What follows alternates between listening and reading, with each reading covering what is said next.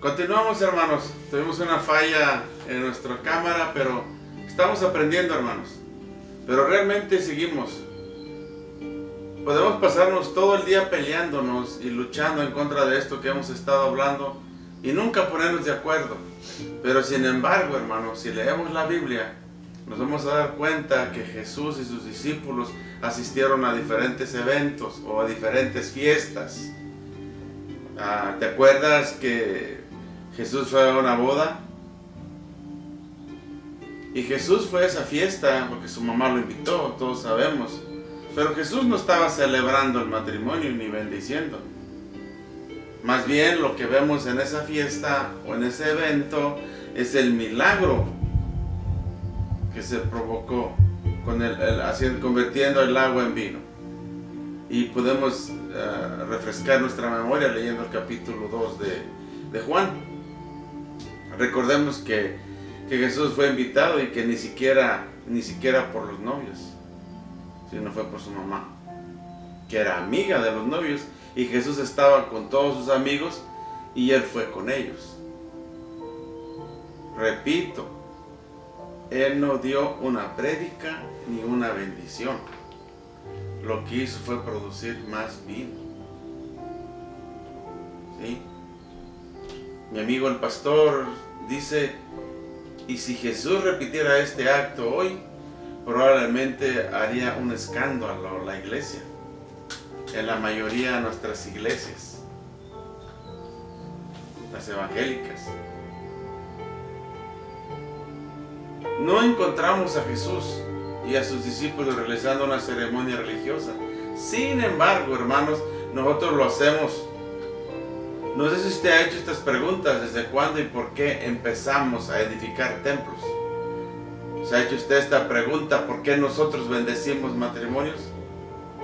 ¿Se ha puesto a pensar por qué festejamos o bendecimos quinceañeras?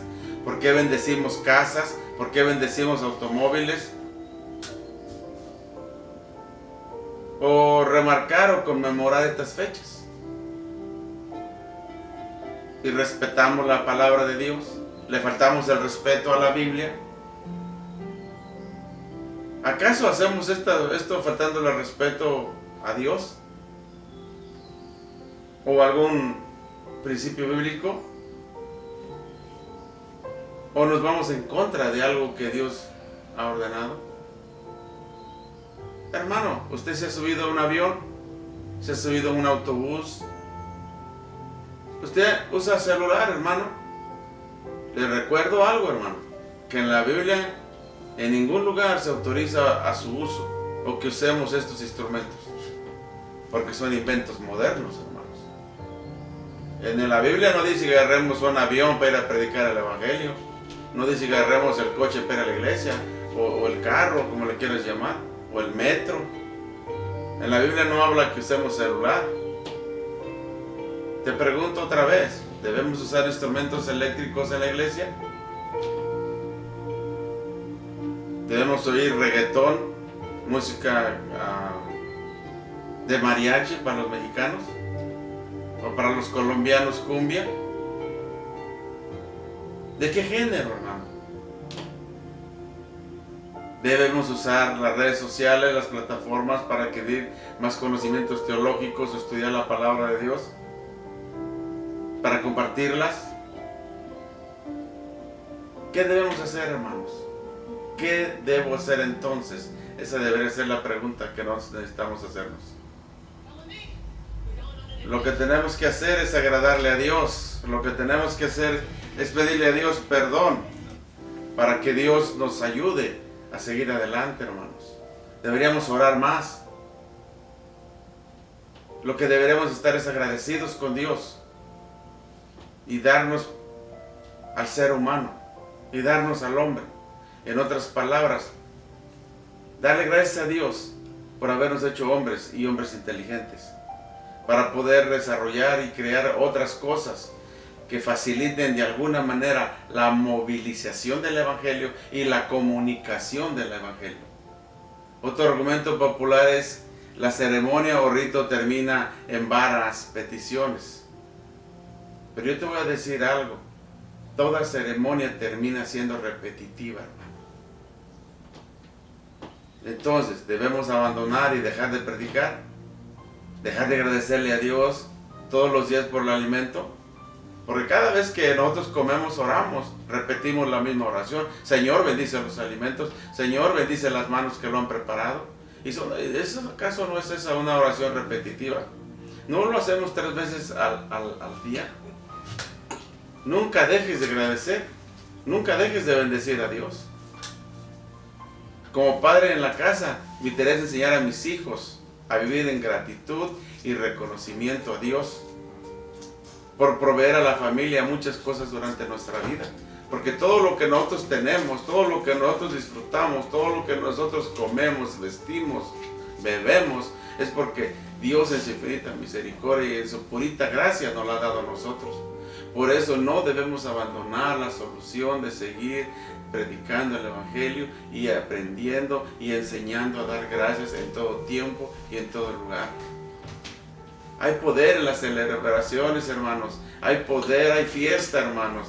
Necesitamos reconocer que para bien o mal hay poder en las grandes celebraciones. ¿Sí?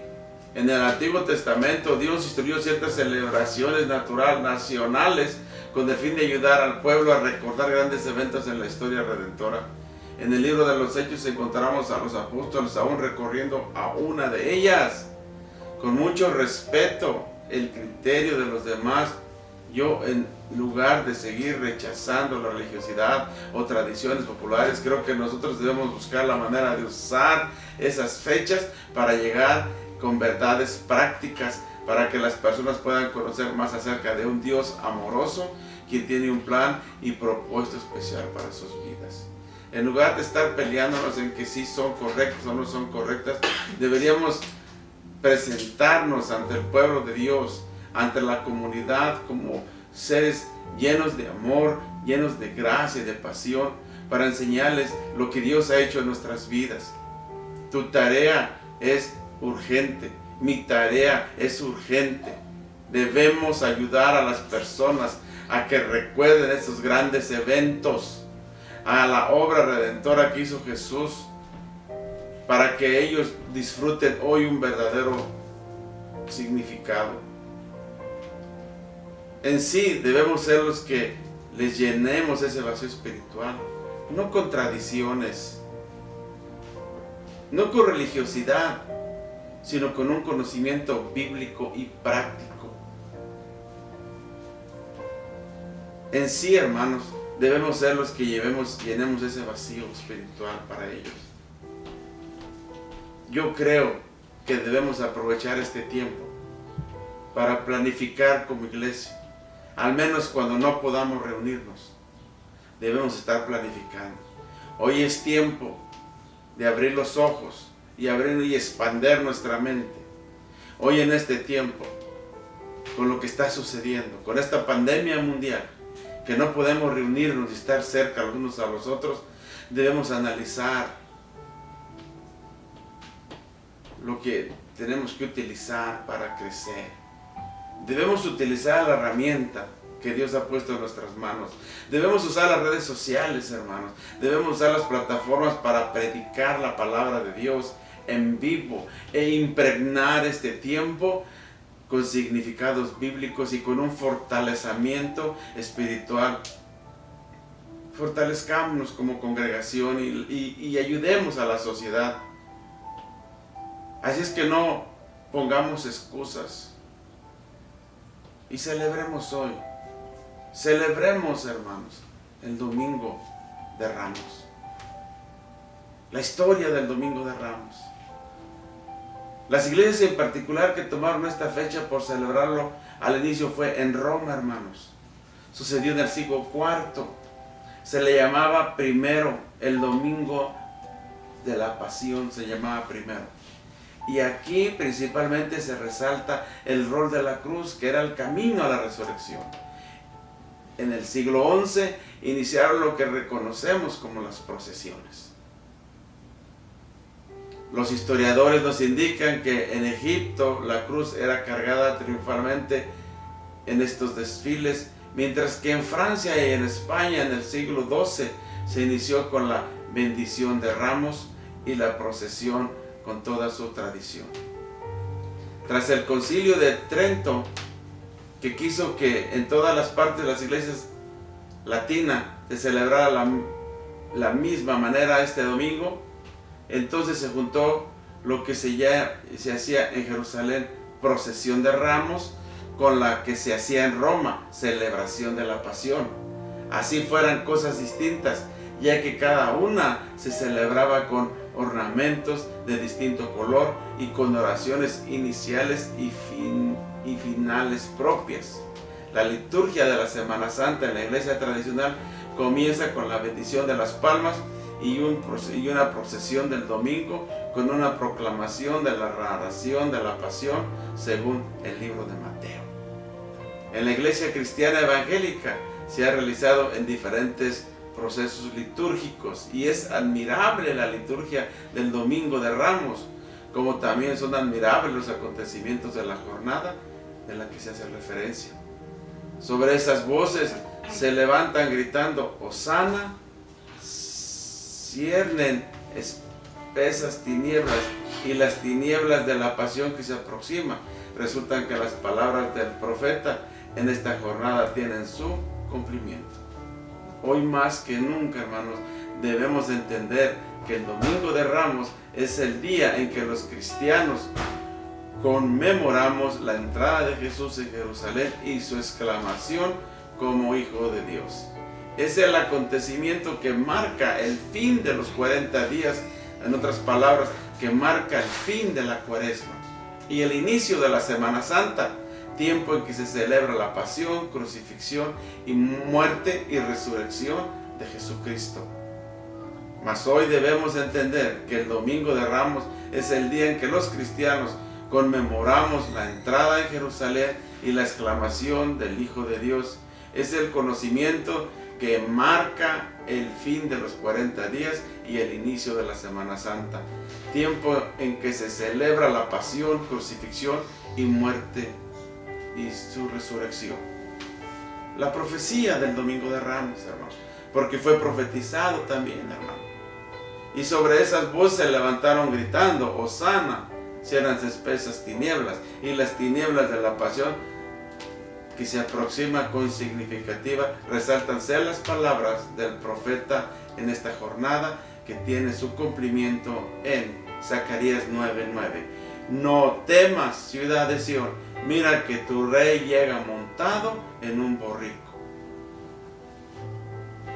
¿Puede el día de júbilo general del pueblo a causa de la venida del Mesías y la ciudad de Sión tener motivo de temor? Por supuesto que sí, hermanos. Cercano está ya el tiempo en que los labios de Jesús se cumplen las palabras del salmista. Salmos 22:1. Dios mío, ¿por qué me has abandonado? Él va a ser quien pronuncie estas mismas palabras desde su alto de la cruz. Para entonces, en vez de entusiasmo del pueblo que canta Hosana, seremos testigos de las burlas inferidas de la casa de Pilato en el Gólgota, como proclama el salmista. Al verme se burlaron de mí, hacen visajes, mueven la cabeza, acudió el Señor, que lo ponga a salvo, que lo libere si tanto lo quiere. Salmo 22, 7, 8, hermanos. La liturgia de este día Domingo de Ramos, a la vez que nos permite contemplar la estructura triunfal de Cristo en Jerusalén, nos lleva a la conclusión de su pasión. Salmos 22, 17 y 19. Me taladran las manos y pies y pueden contar mis huesos, y poco después se reparten mi ropa y se sortean mi túnica. Es como si el salmista, hermanos, estuviera viviendo en sus propios ojos los acontecimientos del Viernes Santo. Verdaderamente ese es el día ya próximo. Cristo se hará obediente hasta la muerte y muerte de cruz. Filipenses 2:8. Al leer este texto, hermanos, me llama la atención de que algunas frases que podemos meditar y ver cómo aplicar a nuestra vida. Dicho esto, iba adelante subiendo a Jerusalén. El verso 28. dicho esto. Esto es, o se refiere cuando Jesús advirtió a sus discípulos con expectativas de lo que sucedería en Jerusalén, preparándose de esta manera para su entrada, muy distintiva y diferente a lo que la gente creía al entrar en Jerusalén.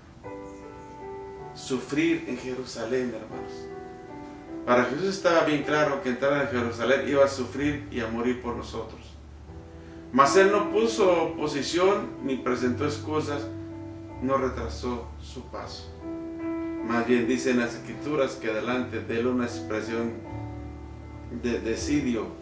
Un comentarista bíblico dice que Jesús pareciera que estaba apurado, que tuviese prisa para ir y sufrir tanto por nosotros. Y esto me provoca y me invita a hacer una pregunta. ¿Seguimos nosotros perezosos para servirle? Cuando Él estuvo presto para morir por nosotros, cuando Él tenía esa desesperación por ir a la cruz del Calvario por tus pecados y mis pecados, ¿cómo estamos hoy nosotros? Desesperados por predicar su palabra, desesperados por hablar de Él, de hacerlo rápido porque la vida se nos está yendo, hermanos. Y esa es la pregunta que quiero dejar en tu corazón, hermano. Así vemos que presta para entrar a Jerusalén vestido de humildad, aceptado por la humillación. Podemos leer en Lucas 19, 29, 34. Y aconteció que llegando cerca de Betfagé y de Betania, en el monte que se llama de los Olivos, envió 2 de sus discípulos: id a la aldea de frente y entrar en ella, hallaréis un pollino atado, en el cual ningún hombre ha montado jamás. Desátelo y traedlo. Y si alguien le preguntare por qué lo desatáis, le responderéis así: porque el Señor lo necesita. Fueron los que habían sido enviados y hallaron como les dijo. Y cuando desataron al pollino, sus dueños le dijeron: ¿por qué lo desatáis? ¿Por qué desatáis al pollino? Y ellos dijeron: porque el Señor lo necesita. Monte de los Olivos, hermanos, lugar donde los judíos esperaban que apareciera el Mesías. Algo que me llama la atención aquí es que los discípulos no empezaron a preguntar o a cuestionar su orden ni su pedido. ¿Cómo que quieres un burrito? Un burro que nadie lo ha montado. Tampoco se asombraban de que Jesús necesitara algo. Recordemos que Dios o Jesús es el dueño de todo. Por eso pudo dar la orden de ir y desatar algo que no se había usado, porque era de Él. También puedo ver cuando los dueños del burrito o del pollino, al escuchar que Jesús lo necesitaba, no pusieron ninguna excusa, solamente lo desataron y lo entregaron. Eso me recuerda que toda persona que es obediente y vive en sujeción siempre gozará más de la bendición del Señor. No hay nada mejor, hermanos, que disfrutar de las bendiciones del Señor a través de la obediencia. Seamos obedientes, hermanos. Es lo que tenemos que hacer. En lugar de estar poniéndonos pruebas o trancas nosotros mismos, o tropiezos, como dice la palabra, seamos obedientes en nosotros mismos. Verso 25 dice: y le trajeron a Jesús, habiendo echado sus mantos sobre el pollino, subieron a Jesús encima. Hermoso ver cómo los discípulos no se contentaban solo con el pollino y obedecer solamente a Dios, hermanos, en lo poco, más que en lo más de lo que les había pedido. Por eso Dios nos está exhortando a que analicemos que amaste obedecer o no a Cristo. Cuando más estamos dando, seguimos poniendo excusas o seguimos poniendo nuestra vida al servicio. En el verso 36, 38 dice: y a su paso tendían sus mantos en el camino, y cuando llegaba ya cerca de la bajada del monte de los Olivos, toda la multitud de los discípulos, gozándose, comenzó a alabar a Dios a grandes voces por lo maravilloso que habían visto. 38, diciendo: bendito el Rey que viene en el nombre del Señor, paz en el cielo y gloria en las alturas. Vemos, hermanos, que no solamente los discípulos se alegran a dar gritos de júbilo, sino también una multitud que empieza a postrarse delante de ellos. Si nosotros como seguidores de Cristo tiramos nuestros mantos para que pase nuestro Rey, la gente que está a nuestro lado lo va a hacer, hermanos. La gente lo va a hacer. Empieza a poner tus ramas en el piso. Empieza a poner tus vestidos. Empieza a poner tus trajes en el piso.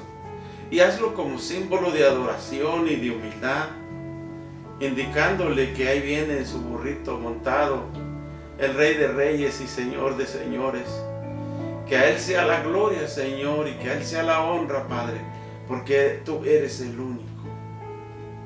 Aquel, hermanos, que ellos esperaban, empieza a gritar, bendito el Rey. Ellos esperaban a alguien que venía a liberarlos con espada, con fuerza, pero Él era el que venía a salvarlos con paz. También dice paz en el cielo, y son frases que se vienen repitiendo en todo el Nuevo Testamento, hermano. Frases que repetimos cada vez, bendito en el cielo, hosana, hosana, el que viene en el nombre del Señor. Desde el nacimiento de Jesús, hermanos, los ángeles también dijeron que la paz ha llegado a la tierra. Los ángeles también cantan aquel día del nacimiento de Jesús, gloria en las alturas. Y hoy estos hombres también están gritando, bendito el que viene, paz en el cielo y gloria a Dios en las alturas. Qué hermoso, hermanos, y qué maravilloso que festejemos el día de hoy. Hoy tenemos un encuentro con nuestro Señor.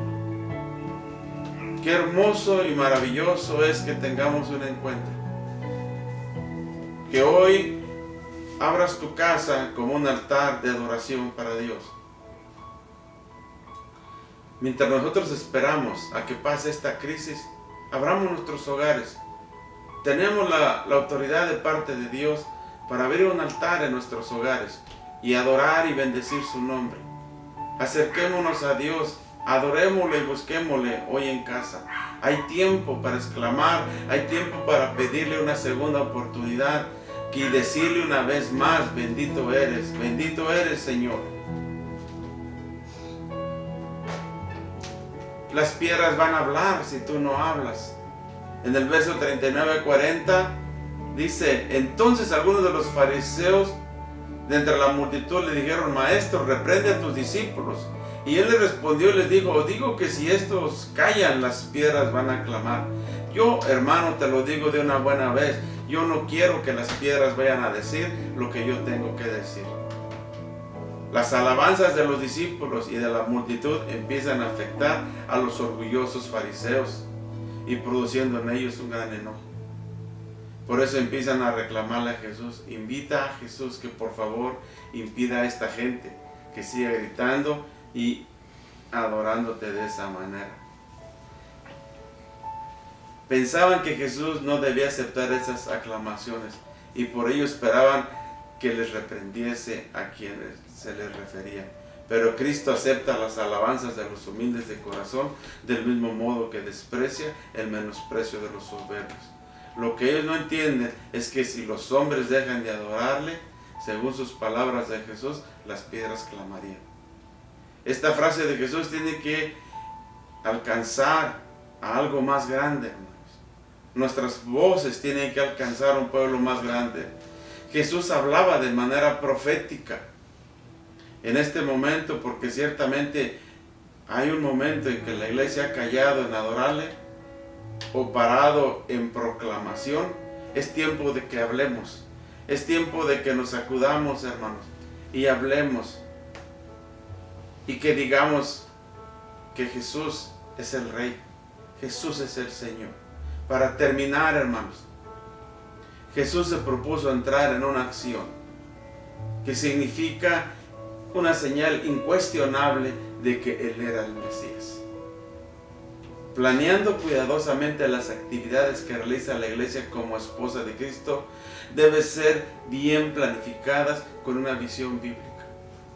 Lo segundo, el acto glorioso y desafío y de coraje. En estas fechas especiales, la iglesia debe actuar por dar un testimonio y proclamar las buenas nuevas de salvación con coraje, sabiendo que Jesús es quien ordena, con autoridad.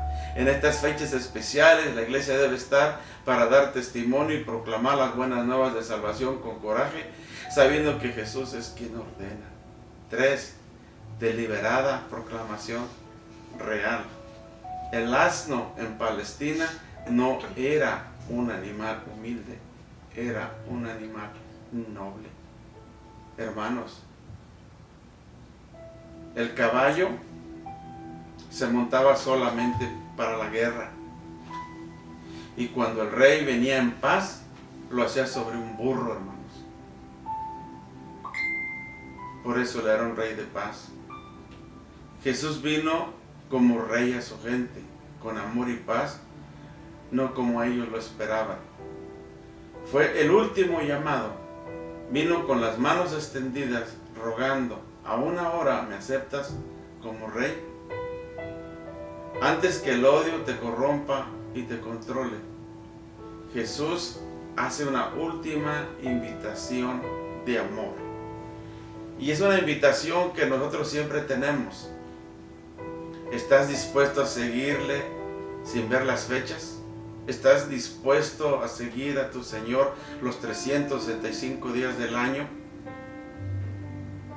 Sin que hoy sea un día especial o que mañana sea otro día, sino que todos los días sean especiales. Si lo quieres hacer, simplemente hazlo conmigo, repite conmigo. Vamos a aceptarlo como Rey y Salvador.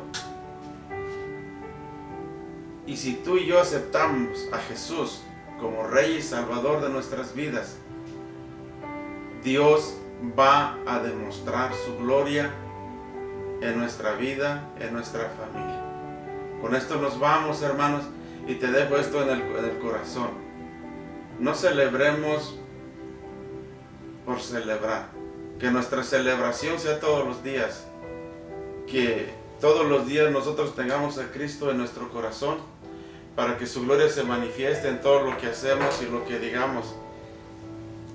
Y que a pesar de nuestros errores y a pesar de nuestras dificultades, Dios siempre esté con nosotros, hermano.